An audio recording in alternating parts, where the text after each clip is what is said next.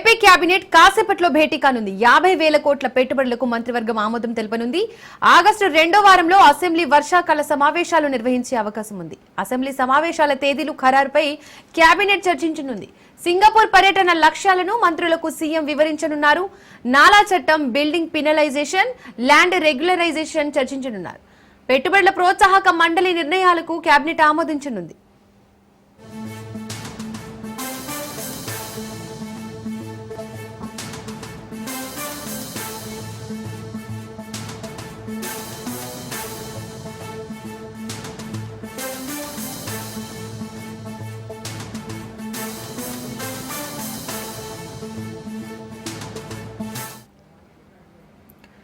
ఇవాల్టి మంత్రివర్గ సమావేశంలో కీలకమైన ప్రతిపాదనలకు ఆమోదం తెలపనుంది ప్రభుత్వం. 8వ ఎస్ఐపిబిలలో ఆమోదించిన 39,473 కోట్ల పెట్టుబడులతో పాటు 9వ ఎస్ఐపిబి సమావేశంలో ఆమోదించిన 4 కంపెనీల ద్వారా 20 కోట్ల పెట్టుబడులకు ఆమోదం తెలపనున్నారు. వీటి ద్వారా సుమారు 80,000 ఉద్యోగాలు వచ్చే అవకాశం ఉంది. ఇందులో వైజాగ్ లో కీలకమైన 16,466 కోట్లతో సీఫా సెంటర్ రానుంది. ఇది వైజాగ్ ఇమేజ్ ను మరింత పెంచనుంది.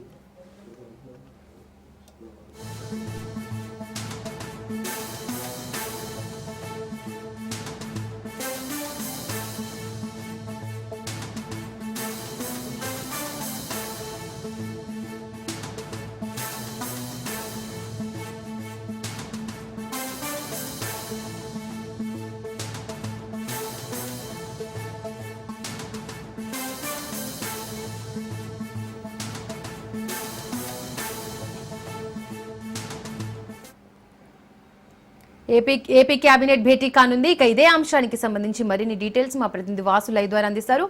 వాసు, అయితే ఏపీ కేబినెట్ భేటీ కానుంది. అయితే ఈ కేబినెట్ భేటీలో ఏ అంశాలపై చర్చించే అవకాశం ఉంది? Good morning Deepika. ఈరోజు 11 గంటలకు ఏపీ కేబినెట్ సమావేశం కానుంది. ఆంధ్రప్రదేశ్ అభివృద్ధి ప్రధాన ధ్యేయంగా కూడా ఈ కేబినెట్ నిర్ణయం తీసుకొనుంది. అయితే దీంట్లో కీలకమైన అంశాలు ప్రధానంగా చర్చించున్నారు. ఇప్పటి వరకు కూడా పలు అభివృద్ధి దిశలో భాగంగా కొనే ఐటీ కంపెనీలను కూడా ఏపీకి తీసుకురావడం కూడా జరిగింది. ఈ నెల 25వ తేదీ నుంచి కూడా ఏపీ సీఎం చంద్రబాబు నాయుడు, లోకేష్, అలాగే ఆర్థిక శాఖ మంత్రి వయ్యావుల కేశవ్తో పాటుగా మనకి ప్రధాన కార్యదర్శి విజయానంద్, ఇతరమైన 3 ఐటీ నిపుణులు కూడా సింగపూర్ వెళ్ళున్నారు. అక్కడికి వెళ్ళి అక్కడ ఏదైతే డిజైన్లను పరిశీలించి సింగపూర్ గవర్నమెంట్తో కూడా ఒకసారి మరలా కీలక ఒప్పందం కుదుర్చుకున్నారు. అయితే గతంలో కూడా గత టీడీపీ హయాంలో కూడా సింగపూర్ ఒప్పందంతో కూర్చుకున్నంత ఇక్కడ కాంట్రాక్ట్లు కానీ ఇక్కడ బిల్డింగ్ నిర్మాణం కానీ ఇవ్వడం కూడా జరిగింది. మరలా అదే డిజైన్లను కూడా అనుమతికి లభించాలి చెందినారు. అయితే సింగపూరు మంత్రితో మాట్లాడి అనంతరం కూడా కీలక నిర్ణయాలు తీసుకునే పరిస్థితి కూడా కనిపిస్తుంది. దీనికి చూసుకుంటే కనుక ఈ కీలకమైన నిర్ణయాలు ఈ రోజున కూడా కొన్ని కీలకమైన నిర్ణయాలు తీసుకున్నారు.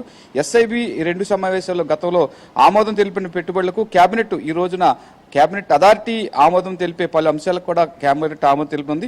ఇది ఐటీలో కీలకమైన 4 పాలసీలకు ఈ రోజున కేబినెట్ ఆమోదం తెలిపింది. ఇక కీలకంగా మరొక దశ చూసుకుంటే ఇప్పటి వరకు కూడా మొదటి దశ ల్యాండ్ పుల్లింగ్ పనులు కూడా ప్రధానంగా పూర్తయి ల్యాండ్ పుల్లింగ్ పనులను ప్రధానంగా కొంతమేర చూసుకుంటే కనుక 2వ ల్యాండ్ పుల్లింగ్ పనులు కూడా ప్రారంభించవలసి ఉంది. ఈ ల్యాండ్ పుల్లింగ్ పనులను దీనిపైన ఎటువంటి నిర్ణయం తీసుకోవాలి, రైతులకు ఎటువంటి దీని ప్రకారం కూడా మనం ఆదేశాలు ఇవ్వాలి, రైతులకు ఇబ్బంది కలగకుండా కూడా ల్యాండ్ పుల్లింగ్ చేయాలని చెప్పేసి ఏపీ ప్రభుత్వం ఆలోచిస్తుంది. ఇదే క్రమంలో కూడా 8న ఏఐసి ఒప్పందించిన 39,473 కోట్ల పెట్టుబడులతో పాటుగా 9వ ఎస్ఐపిబి సమావేశాల్లో ఆమోదించిన 4 కంపెనీల ద్వారా 20,000 కోట్ల పెట్టుబడులకి ఈ రోజున కేబినెట్ ఆమోదం తెలిపింది. దీని ద్వారా అనేక మంది నిరుద్యోగుల కంటే టెక్నికల్గా కానివ్వండి, స్కిల్డ్, అన్స్కిల్డ్ వీళ్ళందరికీ కూడా కానివ్వండి, ఈ ప్రాంతంలో వారికి అందరికీ 80,000 ఉద్యోగాలు వచ్చే అవకాశం ఉంది. అయితే ఈ ఉద్యోగాలు ఆ కంపెనీలు వీళ్ళకి ఎటువంటి ఉద్యోగాలు ఇవ్వాలి, ఏమి చేయాలి అన్న ప్రధానమైన భూమికతోనే దీనికోసం స్టార్టప్ కంపెనీలు అంటే ప్రధానంగా వీటికి ట్రైనింగ్ ఇచ్చే కంపెనీలను కూడా ఏపీ ఆహ్వానించనుంది. అయితే వైజాగ్లో కీలకమైన 16,466 కోట్లతో సిఫా సెంటర్ రానుంది. ఇది వైజాగ్ యొక్క అంటే పరిమితి, అలాగే వైజాగ్ని మరింతగా అభివృద్ధి కేంద్రంగా కాకుండా దీన్ని వ్యాపార రాజధానిగా పెంచేందుకు కూడా ప్రధానంగా ఈ విశాఖపట్నం ఉపయోగపడుతుంది. ఇప్పటికే విశాఖపట్నం సమీపంలో భోగాపురం ఎయిర్పోర్ట్ను సిద్ధం చేశారు. రైల్వే లైన్లు కూడా మరింతగా పెంచే పరిస్థితి కూడా కనిపిస్తుంది. విశాఖపట్నాన్ని సేఫ్ జోన్గా మార్చడమే కాకుండా సిఫా సెంటర్ను మరింతగా అభివృద్ధి చేసేందుకు కూడా ప్రధానంగా ఈ సిఆర్డీ అథారిటీలో ఆమోదించినట్లు పలు ప్రతిపాదనలు కూడా నేడు కేబినెట్ ఆమోదించనుంది. ఇంకా కీలకంగా చూసుకుంటే కనుక ఇందాక మనం చెప్పుకున్నాం, అంటే రాజధాని మొదటి దశ ల్యాండ్ పూలింగ్ పనులు కూడా దర్దాపుగా ముగిశాయి. రెండో దశ అంటే గ్రీన్ఫీల్డ్ ఎయిర్పోర్ట్ కానివ్వండి, ఇతర అంతర్జాతీయ క్వాంటమ్ వ్యాలీని ఇక్కడే ఏర్పాటు చేయనున్నారు. దీనితో పాటుగా లక్షలాది ఉద్యోగాలు కూడా రానున్నాయి. ఈ గ్రీన్ఫీల్డ్ ఎయిర్పోర్ట్కి అవసరమైన భూసేకరణ కోసం రెండవ దశ ల్యాండ్ పుల్లింగ్ పనులు కూడా ప్రారంభించారు.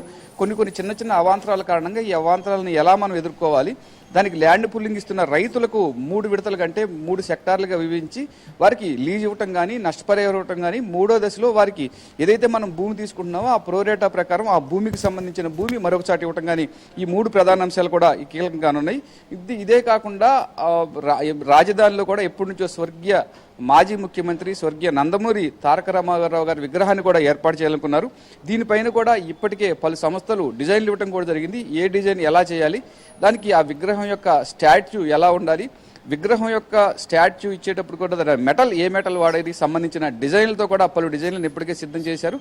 అంటే ఎన్టీ రామారావు గారికి సంబంధించి ఈ విగ్రహం ఏర్పాటు చేయడంతో పాటుగా అక్కడే ఒక లైబ్రరీని కూడా ఏర్పాటు చేయాలంటే ఎన్టీ రామారావు గారు గతంలో నటించిన సినిమాలతో పాటుగా వివిధ అంశాలకు సంబంధించిన కళాకృతులు, ఆయనకు సంబంధించిన అన్నీ కూడా ఇక్కడ ఏర్పాటు చేయనున్నారు. అట్లాగే నాలా చట్టం, అంటే ఇప్పటికే రిజిస్ట్రేషన్కి లేక చాలా ఇబ్బంది పడే పరిస్థితులు కనిపిస్తున్నాయి. దీనికోసం నాలా చట్టాన్ని సవరించాలని చెప్పేసి కూడా ప్రధానంగా గతం నుంచి రెవెన్యూ శాఖ ఏపీ ప్రభుత్వానికి తెలియజేసింది. దీంతో పాటుగా రిజిస్ట్రేషన్ శాఖలో ఉన్న అన్ని అవకతవకల్ని తగ్గించి ఏదైతే రిజిస్ట్రేషన్ చేయించుకునే వ్యక్తులకి 10 నిమిషాల్లో కూడా డాక్యుమెంట్ డెలివరీ చేయనున్నారు. అయితే ఇదే కీలకంగా కూడా నాలా చట్టం పైన కీలక నిర్ణయం తీసుకున్నారంటే గతంలోనే కాకుండా ఇప్పటికే ఏదైనా వ్యవసాయ భూమి ఉంటే కనుక రిజిస్ట్రేషన్ జరిపిస్తే ఆటోమేటిక్గా ఎలక్ట్రానిక్ విధానం ద్వారా ఆ రైతుకి ఇంటికి చేరే విధంగా, పాస్బుక్ ఇంటికి చేరే విధంగా ఏపీ ప్రభుత్వం నిర్ణయం తీసుకుంది. ఇదే రకంలోనే భూమిపైన వచ్చే తగాదాలు, పలు వివాదాలు పరిష్కరించేందుకు కూడా మొన్నటి నుంచి ఏదైతే శాటిలైట్ సర్వే ఏ ప్రాంతంలో ఏ భూమిలో ఏ పంటలు పండిస్తున్నారో ఆ భూమికి సంబంధించిన రైతులు ఎవరున్నారు ఇది మాత్రం పరిష్కరించారు. దీన్ని చూసుకుంటే కనుక మున్సిపల్ కార్పొరేషన్ పరిధిలో కూడా వివిధ ఖాళీ స్థలాలని ఎలా రిజిస్ట్రేషన్ చేయాలి, దీనికి దేనిపై రిజిస్ట్రేషన్ చేయాలని ప్రధానంగా నాలా ట్యాక్స్లకు ఇబ్బంది పడే పరిస్థితి ఉంటుంది. అయితే ప్రస్తుతం మాత్రం ఈ కార్పొరేషన్ మున్సిపాలిటీలకు ఆదేశాలు జారీ చేశారు.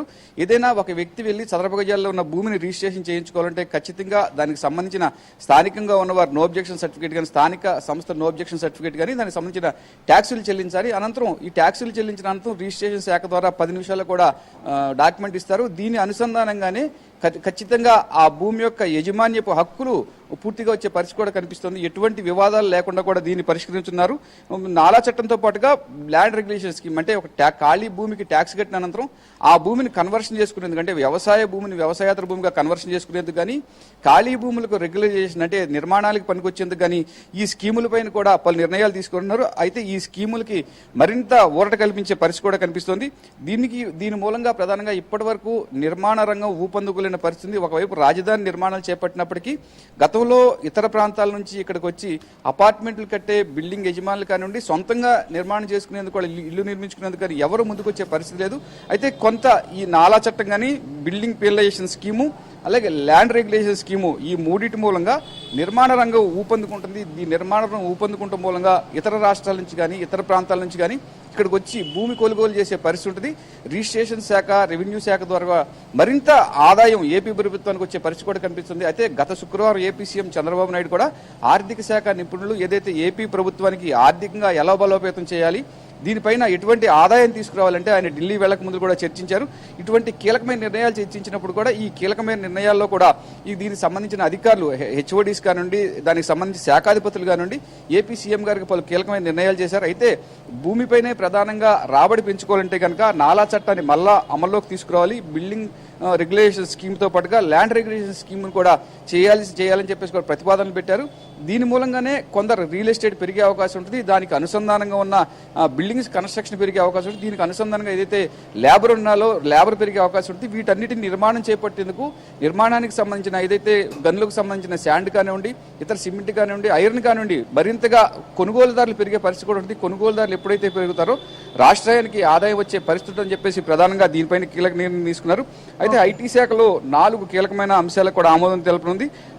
అమరావతి నిర్మాణంతో పాటుగా సింగపూర్ ప్రభుత్వం సహకారం కోరేందుకు కూడా ఈ నిర్మాణ రంగానికి మరింతగా ఆమోదం తెలుపుతారు. ఇప్పటికే IAS, IPS క్వార్టర్స్ అన్ని కూడా పూర్తయిన పరిస్థితి కూడా కనిపిస్తుంది. Thank you Vasu.